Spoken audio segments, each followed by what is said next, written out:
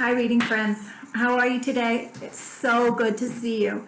Oh my gosh, we're getting to the almost to the end, really, of the miraculous journey of Edward Tulane. And I have to tell you guys, I've just been loving this book for several reasons. But one is I love a book that makes us think. And I've been thinking a lot about this book, but just to recap, remember that Edward is in trouble. He is just in trouble. He has just been swung around by his ears, I believe, or his feet, and his head has been smashed into something hard. And our last chapter, chapter 22, we watched Edward in kind of a dreamlike state really decide, does he want to go to the stars to be with Sarah Ruth, who's not on Earth anymore?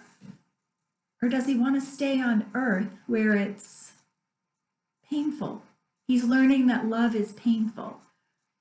And this makes me think of two really, really big questions. I even took notes on this, you guys.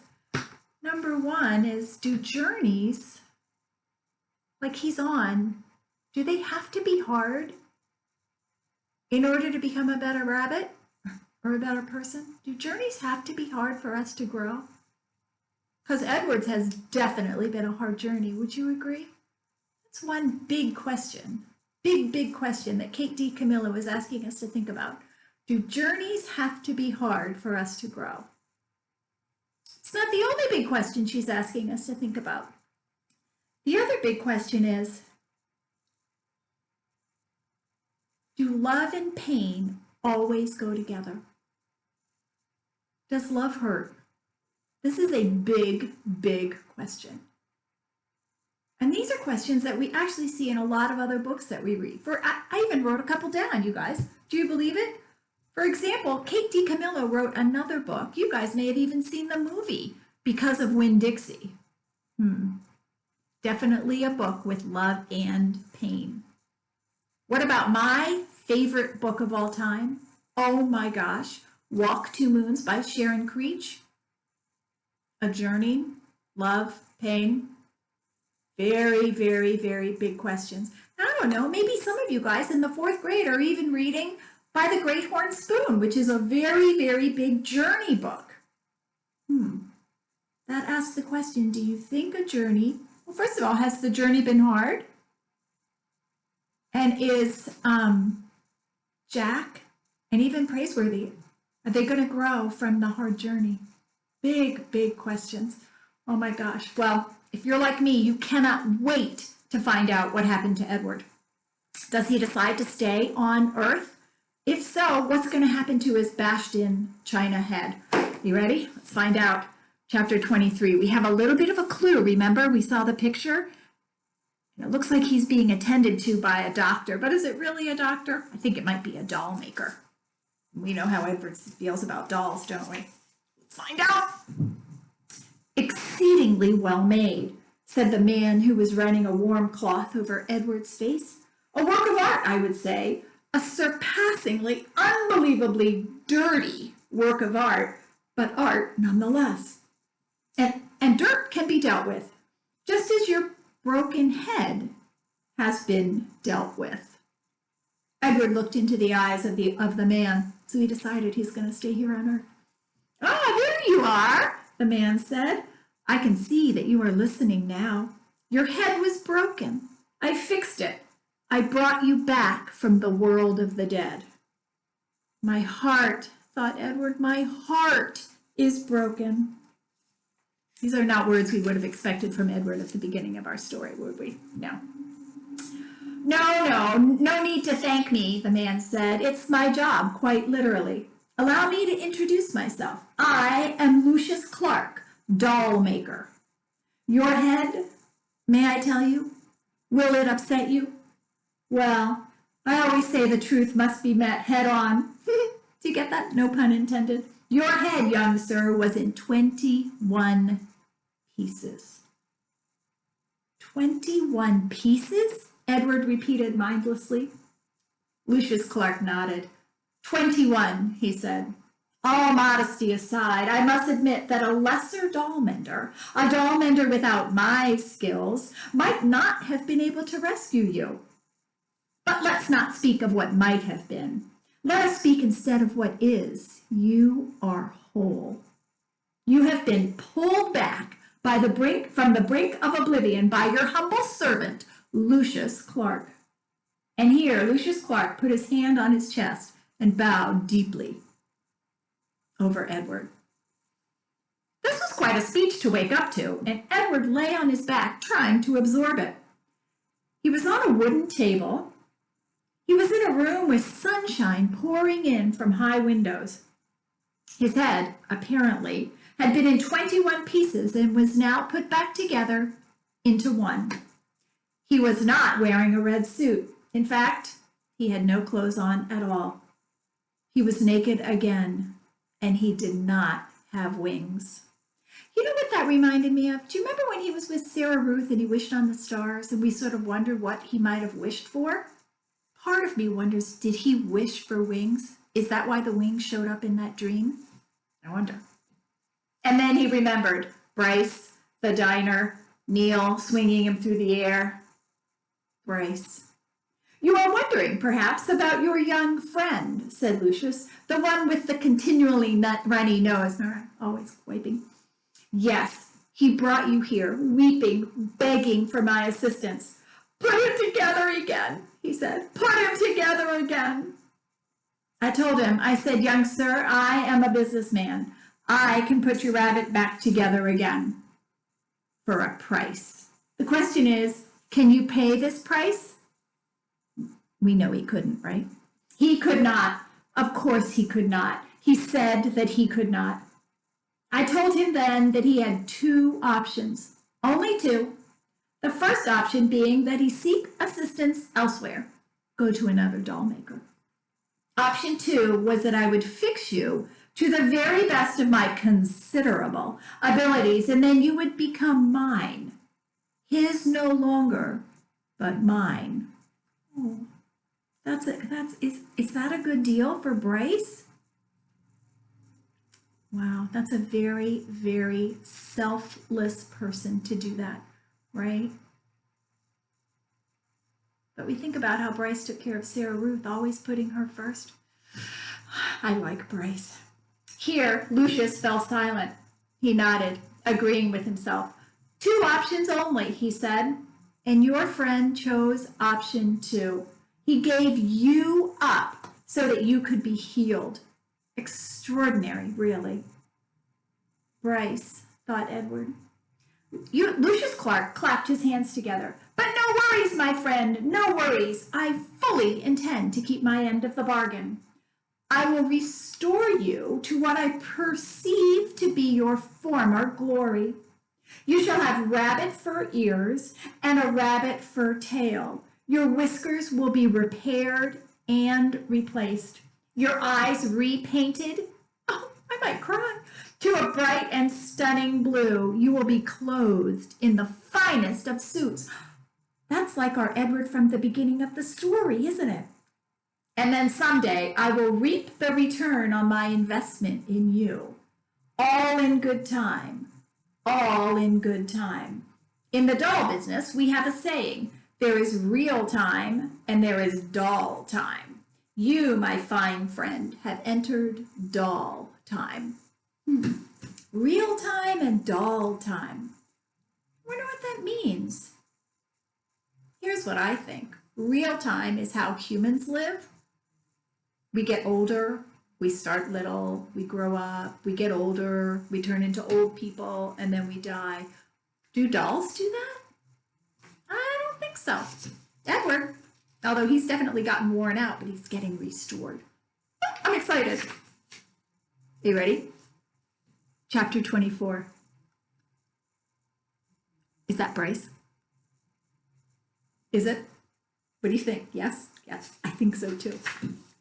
And so Edward Tulane was mended, put together again, cleaned and polished, dressed in an elegant suit, and placed on a high shelf for display. From this shelf, Edward could see the whole shop. Lucius Clark's workbench and the windows to the outside world and the door that the customers used to enter and leave. From this shelf, Edward saw Bryce open the door one day and stand in the threshold, the silver harmonica in his left hand flashing brilliantly in the sunlight, flooding in through the windows. "Young sir," said Lucius, "I am afraid that we made a deal."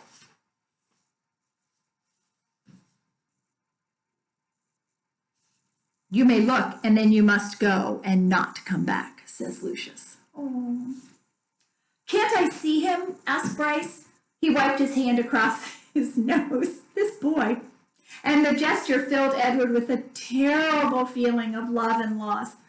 "I just want to look at him." Lucius Clark sighed. "You may look," he said. "You may look, and then you must go and not come back. I cannot have you in my shop every day mooning, wishing over what you have lost." "Yes, sir," said Bryce. Lucius sighed again. He got up from his workbench and went to Edward's shelf and picked him up and held him so that Bryce could see him. Look, he's not letting Edward hold him. "Hey, Jangles," said Bryce, "you look good. The last time I seen you, you looked terrible. Your head was busted in, and he is put together again," said Lucius, "as I promised you he would be." Bryce nodded. He wiped his hand across his nose. "I think it's so cute the way Kate DiCamillo keeps describing Edward, and this is a constant with him. Bryce. Bryce is constantly wiping his nose. Anyway, can I hold him?" he asked. "No," said Lucius. Bryce nodded again. "Tell him goodbye," said Lucius Clark. "He is repaired. He has been saved. Now you must tell him goodbye." "Goodbye," said Bryce. "Don't go," thought Edward. "I won't be able to bear it if you go." "And now you must leave," said Lucius Clark. "Yes, sir," said Bryce, but he stood without moving, looking at Edward. "Go," said Lucius Clark. "Go." "Please," thought Edward, "don't." Bryce turned. He walked through the door of the doll mender's shop. The door closed. The bell tinkled, and Edward was alone. We only have a couple chapters left, and this one's short. I'm going to keep going if you guys are up for it. Chapter 25. I didn't see Edward in that picture, but he must be like one of these dolls, just sitting on the shelf for display. Technically, of course, he was not alone. Lucius Clark's shop was filled with dolls, lady dolls and baby dolls, dolls with eyes that opened and closed, and dolls with painted on eyes, dolls dressed as queens, and dolls wearing sailor suits. Edward had never cared for dolls. He found them annoying and self-centered and twittery and vain. This opinion was immediately reinforced by his first shelf-mate, a china doll with green glass eyes and red lips and dark brown hair. She was wearing a green satin dress that fell to her knees. "Who are you?" she said in a high-pitched voice when Edward was placed on the shelf next to her. "I am a rabbit," said Edward. The doll let out a small squeak. "You're in the wrong place," she said. "This is a shop for dolls, not rabbits." Edward said nothing. "Shoo," said the doll. "I would love to shoo," said Edward, "but it is obvious that I cannot. Shoo, go away." After a long silence, the doll said, "I hope you don't think anyone is going to buy you." Again, Edward said nothing. "The people who come in here want dolls, not rabbits. They want baby dolls or elegant dolls such as myself, dolls with pretty dresses, dolls with eyes that open and close." "I have no interest in being purchased," said Edward.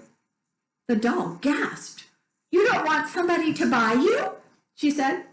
"You don't want to be owned by a little girl who loves you?" "Sarah Ruth, Abilene." Their names went through Edward's head like the notes of a sad, sweet song. "I have already been loved," said Edward. "I have been loved by a girl named Abilene. I have been loved by a fisherman and his wife and a hobo and his dog. I have been loved by a boy who played the harmonica and by a girl who died. Don't talk to me about love, he said. I have known love. This impassioned speech shut up Edward's shelfmate for a considerable amount of time. Well, she said at last, still, my point is that no one is going to buy you. They did not speak to each other again. The doll was sold 2 weeks later to a grandmother who was purchasing for a grandchild. Yes, she said to Lucius Clark, that one right there, the one with the green dress, she is quite lovely. Yes, said Lucius, she is, isn't she? And he plucked the doll from the shelf. Goodbye and good riddance, thought Edward. The spot next to the rabbit stayed vacant for some time. Day after day, the door to the shop opened and closed, letting in early morning sun or late afternoon light, lifting the hearts of the dolls inside, all of them thinking when the door swung wide that this time, the person entering the shop would be the one who wanted them. Edward was the lone contrarian, the one who didn't agree with anyone. He prided himself on not hoping, on not allowing his heart to lift inside of him. He prided himself on keeping his heart silent, immobile, closed tight. I am done with hope, thought Edward Tulane. And then one day at dusk, right before he closed the shop, Lucius Clark placed another doll on the shelf next to Edward.